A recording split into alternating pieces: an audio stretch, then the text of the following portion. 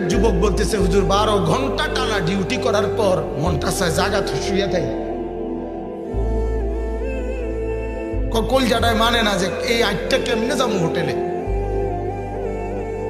এরপর হেঁটে হেঁটে আবার যাইতে হয়। হ্যাঁ, হারাম শরীফে আপনার যে ডিউটি করে মুসার দে কাজ করে যারা, এরা একটা মিনিট কত জিরাই তারা না, জিগাইলে দাঁড়াইলে গারামা, মানে ক্যামেরা আছে ক্যামেরা মারে, গারামা মানে জরিমানা, খামখেয়ালি করলেই কি জরিমানা, গারামা। এত কঠিন ব্যাপার, সেই কষ্টের টাকা এরপরে আইসা দেশে পাঠালো। আহা, বাবার সেই মেহনতের ঘাম ঝরানো টাকা দিয়ে সন্তান উলঙ্গ ছবি দেখা জীবন শেষ। ওই বেচারার 1 মাসের কষ্টের 30,000 টাকা তুই নষ্ট করে দিলি এই উলঙ্গ নর্তকী চাইয়া। করলি কি বাপ, কামটা করলো কি করলাম? মিনিটের মধ্যে মানে টাকা ডিরে কি করে দিল, জ্বালায় দিল, ছারখার করে দিল, জাহান্নামের আগুনে ফেলে দিল। বলেন নাউজুবিল্লাহ।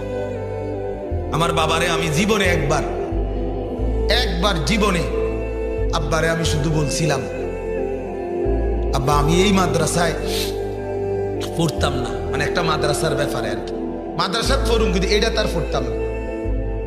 এই আমার পুরো পড়ালেখার জীবনে আমি একবারই বলছিলাম।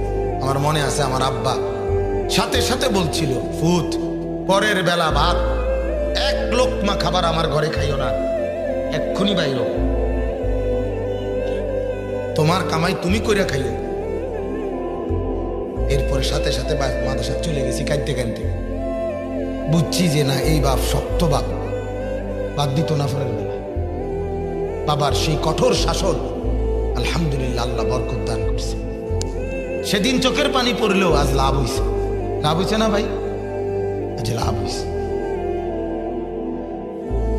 এই জন্য মুসলমান, আমি এই জন্য এখন আর পারি না মনের বুঝাইতে। এই জন্য অনেক সময় নগদ রাগ উঠে যায়, কিন্তু দোস্ত তোমার প্রতি আমার কোনো দুশ্মনী নেই, তোমার তো আমি দেখিও নেই কোনোদিন, দুশ্মনী থাকবে কেন?